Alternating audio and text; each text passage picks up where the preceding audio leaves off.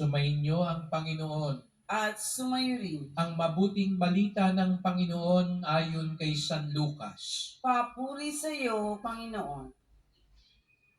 Noong panahong iyon, sinabi ni Jesus sa mga tao, "Kapag nakita ninyong makapalang ulap sa kanluran, sinasabi ninyong uulan, at gayon nga ang nangyayari. At kung umihip ang hanging timog, ay sinasabi ninyong iinit, at nagkakagayon nga. Mga mapag-imbabaw, marunong kayong bumasa ng palatandaan sa lupa't sa langit. Bakit hindi ninyo mabasa ang mga tanda ng kasalukuyang panahon? Bakit hindi nyo mapagpasyahan kung alin ang matuwid? Kapag isinakdal ka sa hukuman, makipag-ayos ka sa nagsakdal habang may panahon. Baka kalagkarin ka niya sa hukuman at ibigay ng hukom sa tanod at ibilanggo ka naman nito. Sinasabi ko sa iyo, hindi ka makalalabas doon hanggat hindi mo nababayaran ang kahuli-hulihang sentimo."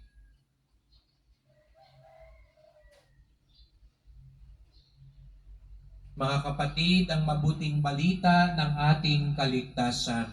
Pinupuri ka namin, Panginoong Heso Kristo. Magsiupo muna po ang lahat. Magandang umaga po sa inyong lahat at maligayang pagdating sa tahanan ng ating mahal na pong Jesus Nazareno. Salamat po sa pagpunta. Bagamat mahirap ang pagpunta rito, di maganda ang panahon, nandito pa rin po kayo.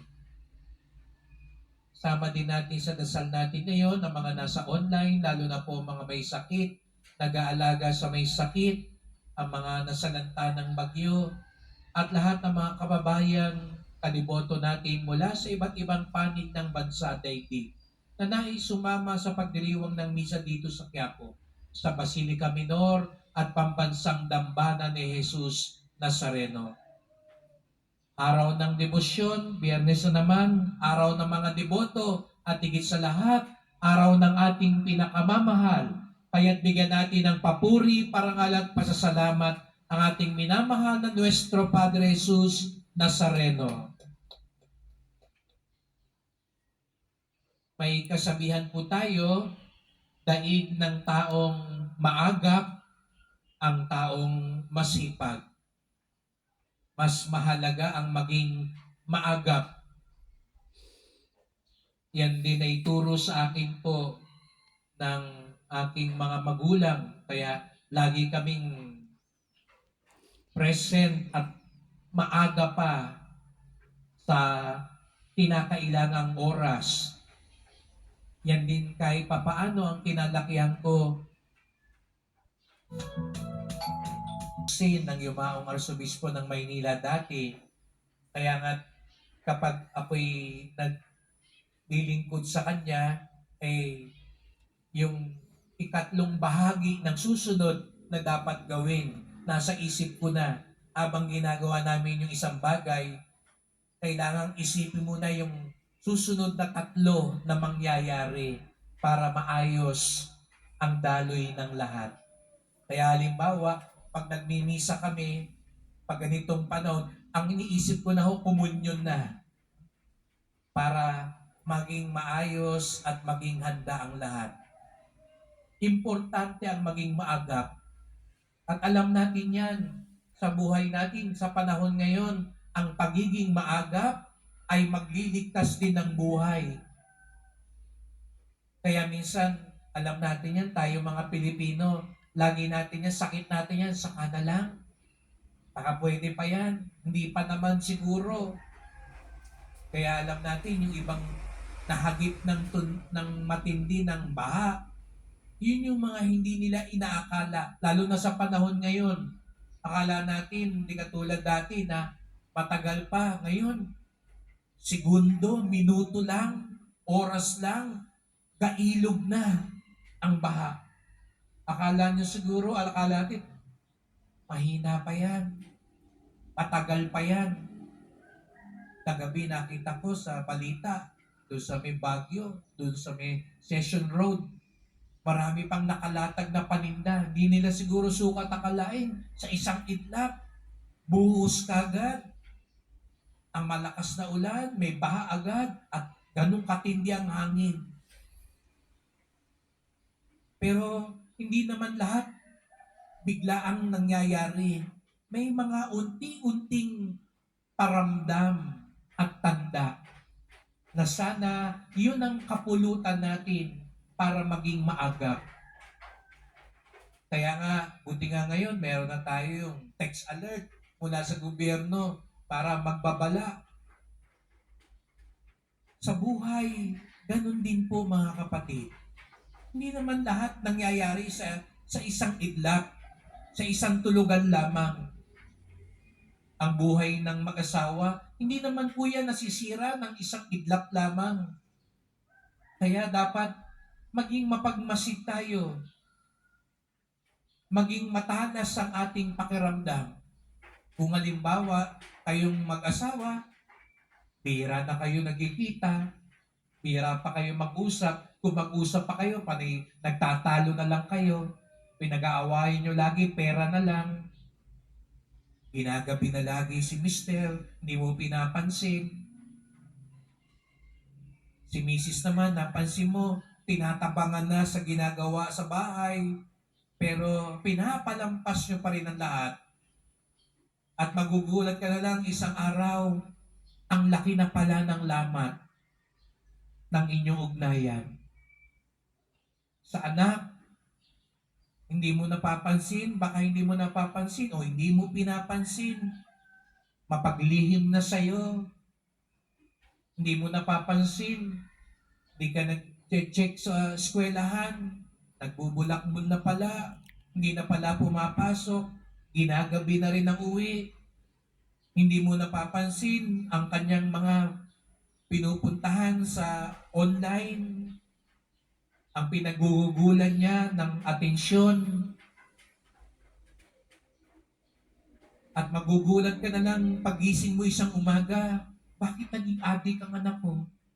Bakit na-depress ang anak ko? Bakit bagsak na pala? Hindi na pala pumapasok ang anak ko. Pero hindi naman po yan sa isang idlap nangyayari.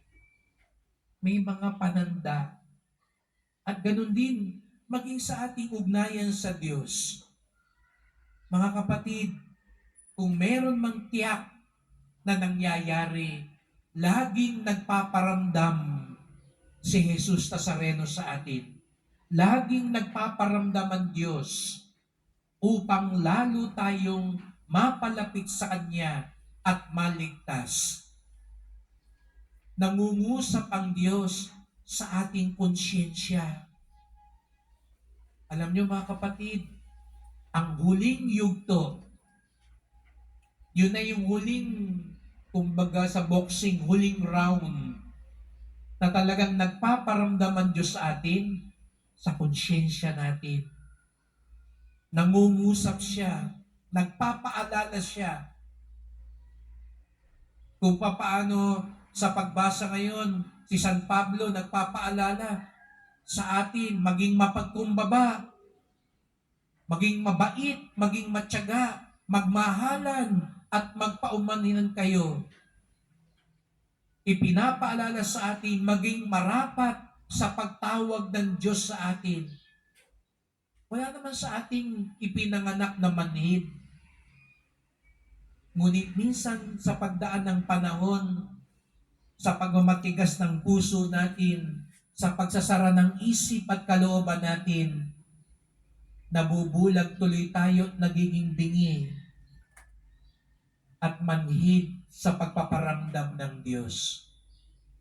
Minsan, minamaliit natin yung maliliit na pagsisinungaling.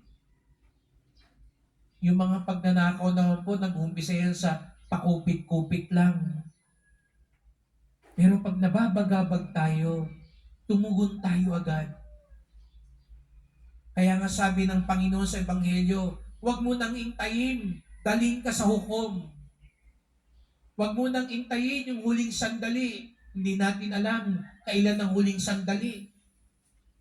Huwag kang pakasigurado, maawain naman ng Diyos. Saka na lang tayo humingi ng tawad, saka na lang tayo magbago. Ngayon, baka sinasabi sa ng Pong Nazareno, Magsisi ka na. Bitawan mo na yung kasalanan yan. Magpatawad ka na. Tanggalin mo na yung galit na yan, yung inggit na yan. Meron siyang sinasabi sa atin lahat. Sapagkat nais niya higit sa lahat, tayo'y maligtas. Tayo'y mapalapit sa Kanya. Sana po, kung gaano tayo maagap sa mga kalakaran dito sa mundo, mas lalo tayong maging maagap sa ating ugnayan sa Diyos, sa landas ng kabanalan at kaligtasan, sapagkat walang ibang hangad ang Poong Nazareno kundi ang ating kaligtasan.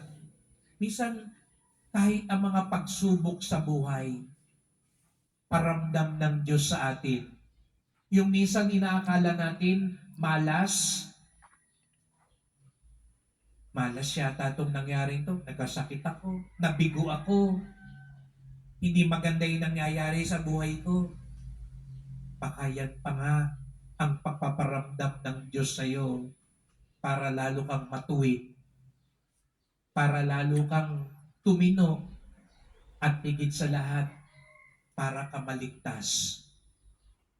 Sapagkat aanin natin ang kung ano-anong biyaya sa mundo kung hindi naman natin matatamo ang pagpapatawad, ang kaligtasan, ang buhay na walang hanggan na hinahandog at inaalok sa atin ni Jesus Nazareno.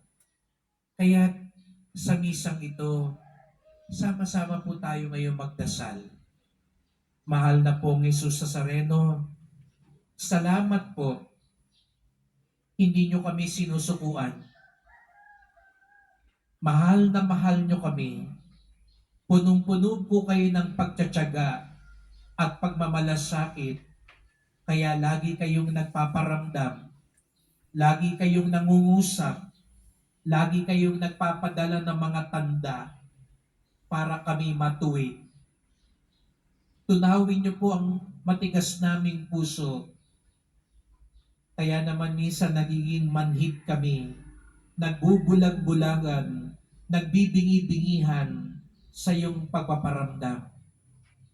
Lagi nawa naming mapagtanto sa tulong ng Espiritu Santo ang iyong pagpapahiwatig sa amin, sapagkat ang iyong tunay na kagalakan ay kami pagpalain, kami mailigtas, kami ay makarating sa iyong kaharian.